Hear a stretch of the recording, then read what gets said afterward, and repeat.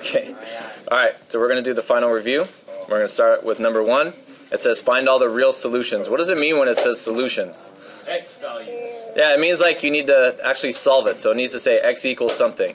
Now what we're used to is quadratic. So here we have something that's not a quadratic. It's raised to the 3rd power. So what we need to do is use some of the other techniques that we've learned in the past. We could do the P over Q thing, which kind of takes a long time. Okay, the P over Q thing takes forever.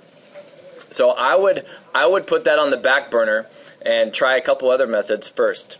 Here I see that there's a common factor in all 3 terms. So let's factor out the common factor, which is x. Good. So then I have 5x squared plus 26x plus 5 equals 0. Okay? Everybody see that? All right, so now that's out of the picture. Now this is something that we're more familiar with. Okay, we see that this is a 2, so we could use our quadratic techniques, or we could use the quadratic formula if you want, or what I would prefer is use the magic x. Exactly. Okay, so this is 25, this is 26. What are factors of 25 that would give me 26? Good, 25 and 1. Okay, and then don't forget we have to divide by our a term. A term is 5 in this case. All right, so from here we can figure out what our factors are, but I don't really care about my factors. I want the solution. So I can just take the opposite, like all the posters say up on my wall. Okay, so x equals, what's the opposite of 5 over 1? 1 over 5. No, opposite, not inverse. Good, negative 5. Okay, what's the opposite of 1/5? Negative 1/5. Okay, now there's one more that I'm missing. What is it? 0. Why? How'd you get the 0? Because of the x. Yeah, because this guy right here, remember you set this equal to 0, and so we see that as another solution. So that's how you do number 1. Okay? Yeah, we're done. Pretty good? Yeah. Okay, miss it? Then get the recording. All right, so here it is. It says solve by completing the square. This is the formula that you need in order to solve by completing the square. Now don't forget, since this is a quadratic, there's 4 other options that you can use to find the solutions. Okay, you could graph it and just see where it crosses the x-axis. Okay, you could use a quadratic formula. You can try solving it. You could try using the x. You could try, I think that's all of them actually. Okay, so for here, I'm going to actually show you guys completing the square, but just know that whenever it says solving a quadratic, whether it's using the quadratic formula or any other method, just use the one that you're the most comfortable with. You know what I mean? So completing the square looks like this. You have to isolate the first 2 terms, and the c term has to be over on this side. Okay? Your a term has to equal 1, and then all you do is just take the b term and divide it by 2. So what's negative 2 divided by 2? Negative 1. Good. That's negative 1. What's negative 1 squared? 1. So that's what goes right here. Okay? Now since I just added 1 to this side, I need to add 1 to this side to keep that equation balanced. Okay? So that means I've got 13 over here, and then on this side I want to try to write it as a binomial square. Okay, so we could use the x, or you can use the techniques that I was saying before, that, man, this is your magic number. So this negative 1 is the thing that's going to be going right here. Okay? Now, how do you undo a square? We're basically just solving now. Take the square root, right? When I take the square root of a square, I have to put plus or minus, so this is going to be plus or minus radical 13. And then over here, this is just going to be x minus 1. How do I get the x by itself? Good, add the 1, so x equals 1 plus or minus square root of 13. If you guys did the quadratic formula, you would get this in the end, but I think in this case, I mean, this is going to be the fastest way of doing something. Okay? Everybody good? Yes. Alright, next. It says to graph.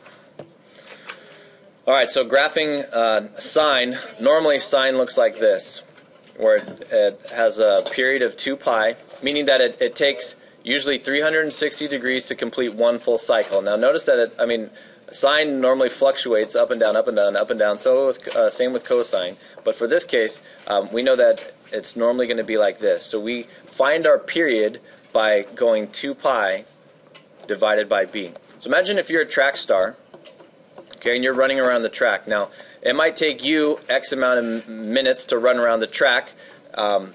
but then somebody else, they could go faster or they could go slower, right, depending on their speed and stuff. So just imagine like this 2 pi is you, okay? Now if there's another number, that means that that's like another person. So this one right here, this person goes half the speed as you. So does that mean it's going to take them longer to complete one full cycle, or is it going to take them a shorter amount of time if they run half the speed as you? Longer. It's going to take them longer, okay? So watch, if I go 2 pi over my b term, which is 1/2, we have to multiply the top and the bottom by 2 over 1, right? Or, I'm sorry, just we backflip it, okay? And so 2 times 2, that's 4. That means instead of 2 pi, this thing is going to take a long time, all the way up to 4 pi just to run around the track once. Does that kind of make sense? Okay? So it's going to go like this, up, and then come down, and then like this, okay?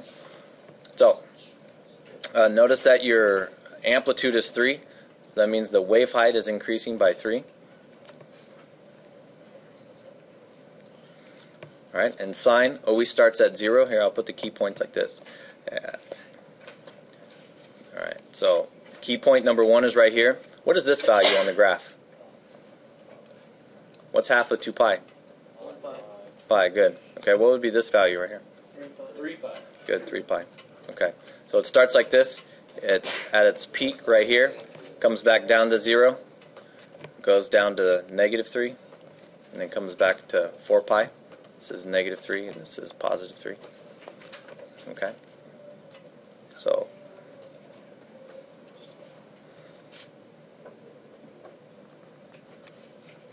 all right.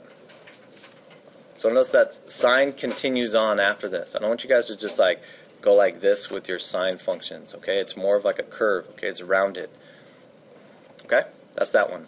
Now with the cosine, cosine looks like sine, except it starts high and ends high, okay? So here, you've got a negative, and this one's not gonna be fun. Okay, this one, normal cosine runs to 2 pi. Okay, now if I cut that into quarters, and then this is up to 1, normal cosine looks like this, right? But we have to change a couple things. You guys see this negative? That negative means that it needs to, 1, be reflected over the x-axis, so this point needs to be reflected down here. This point stays there. This point is now up here. This point stays there, and then this point is now down here. Okay? So this is what this, hold on, let me round that one up. This is what this one is looking like. But now we have to take a look at this. Okay, do you guys see this -3? Since it's negative, that means that we need to shift the graph over to the right. If this was positive, that means that we'd have to shift it to the left. Okay? And when you see 3, that means we have to go like 3 radians, if anything. Speaking of radians, what does pi equal as a value? No, well, 3.14. So see, this has a value of 3.14.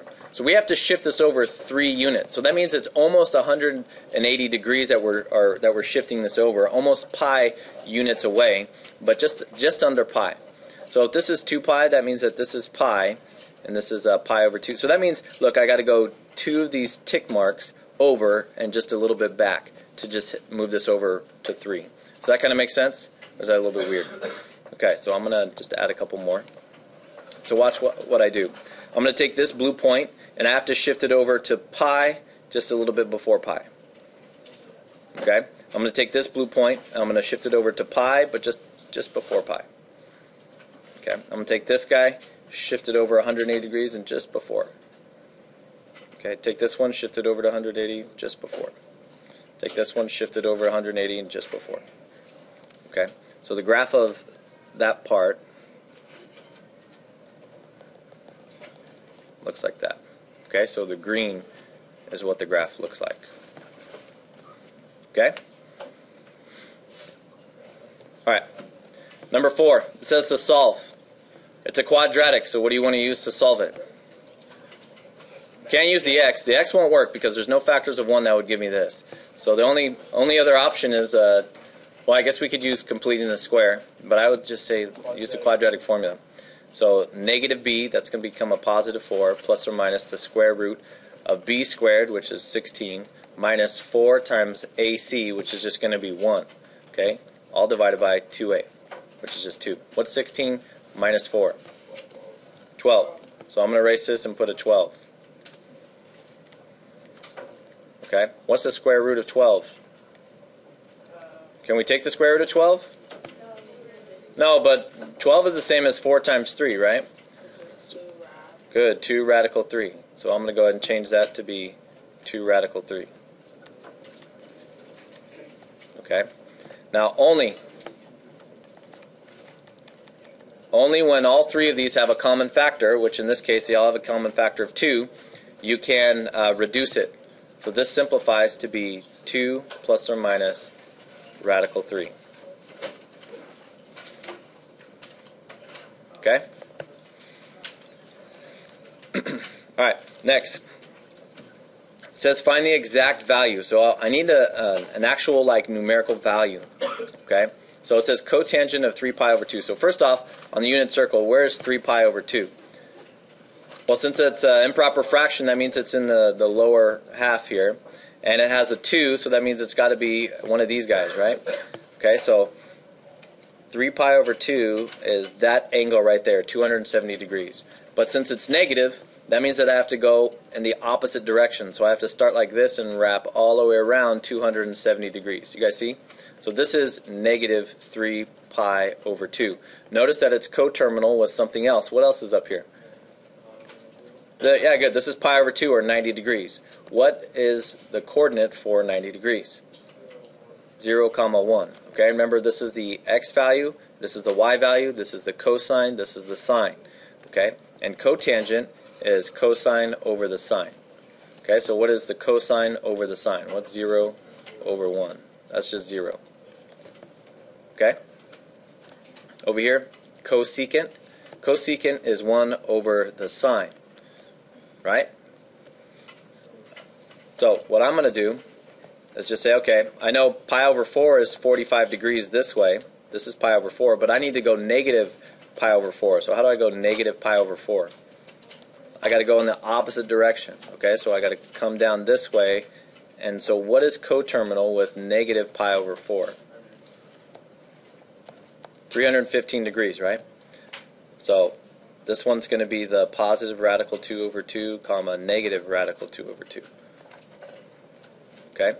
So that's the coordinate. So it says 1 over the sine, or cosecant.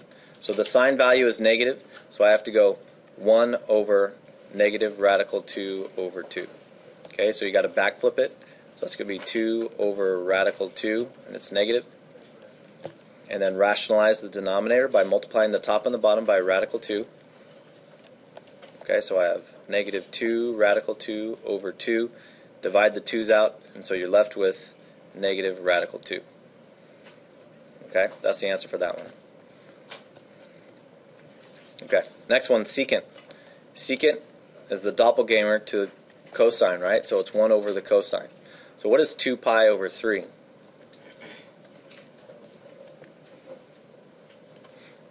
Okay, since it's a 3 in the denominator, it's going to be one of these guys, right? Those are the ones that have the denominator of 3. And then since it's not an improper fraction, it's not going to be down here. It's got to be up here. So it's got to be right here. So 2 pi over 3 is the same as 120 degrees. Okay, so secant is 1 over the cosine, which I already wrote down. Let me go back here. Okay, and so if I was to make the triangle here, this is the long side, this is the short side. So the short side is the x value, so that's negative 1/2. And then the long side is positive radical 3 over 2. Okay? So cosine is the 1/2. So what's the reciprocal of negative 1/2? Just negative 2, right? Okay, so that's that guy. Guys got that? Okay. Let's look at that last one. It says, or it's number 6, I mean. It says graph. This is an exponential function. I could tell because it's got a variable in the exponent. So what I would do, if I were you, let's get this out of the way, is I would say, okay, if you want to know like all the technical stuff, this is going to be your horizontal asymptote, okay? And then if it's negative, or if I was to get rid of the negative, I'd have 1 over 2x like this plus 3. If I ever have a number that's less than 1, if this guy right here is less than 1, like absolute value, so this is actually your B term. If it's less than 1, then that means that this is going to be exponential decay, which looks like this. Okay, so I know it's going to look something like this, where your horizontal asymptote is going to be like that. Okay, we already know that the horizontal asymptote is going to be at 3. So as far as the graphs, we just need to know which one looks like the equation given. yep. Okay, so right here, and then this one is 1/2. So I mean, it's got to go something like this. Okay, and it's going to ride the line right here at where y equals 3. Okay, so what I would do is I would look at my choices on a multiple choice test, and then just pick a point and figure out which one goes with this equation. Okay, but here we can kind of get an idea. Let's do a couple values like 0. What's 0 to the, well, what's 2 to the 0 power? 1, 1 plus 3, that's going to be 4. So at 4, there's a point right here. And then if I was to do 1, 2 to the negative first is 1/2. 1/2 plus that's going to be 3.5. Okay, so at 3.5, it's right here. So we could start to see that this thing is going to come down like that. Now let's do something like -2. Okay, so -2 on the x-axis this way. 2 to the -2, well, the negative is going to turn to positive. So 2 to the second power is going to be 4. 4 plus 3 would be 7. So at -2, it's all the way up at 7. This is 4, 5, 6, 7, okay? So we can see that it's starting to increase. Starting to increase dramatically after that. Okay? And that's how you graph that. Alright, let's do one more, and then we'll stop this segment. We'll take a little break here. Alright, so it says find all the real solutions to this equation. So what I would do is, since we have a denominator, that means that we have possible red flags. What's it mean whenever we have the red flag? Yeah, we can't have 0 in the denominator. What else? You can't have a negative underneath a radical. Okay? So let's keep an eye out for that right now. I don't have a radical, so I don't have to worry about that. However, I've got something in the denominator. Okay? So what can't x equal? What can't be one of my solutions? 2, right? Because if I substitute that in, then that's going to be a problem. Okay, so to find the solutions, I'm just going to use the x, man. Let's see if the x works. Are there factors of 8 that would give me 6? Yeah, okay, so I've got 4, and I've got 2, and that looks like they're both going to be negative. Divide by my a term, which is just 1. So to find the solutions, well, actually, hold on a sec. Let me factor it first. That's going to be x minus 4, and that's going to be x minus 2. Now check out what happens here. Yeah, okay. Now later on, one of these problems, I think number 10, this is going to end up right here. This would end up being a vertical asymptote unless it divides out. What happens if it divides out? What do we call that? Yeah, that'd be a hole, okay? So if it divides out with the top and the bottom, that'd be a hole. But here, we're not asking for all that. All it's asking for are the solutions. So here, we see if we were to take the opposite, we get x equals positive 4. So that's the solution that we have there. Okay?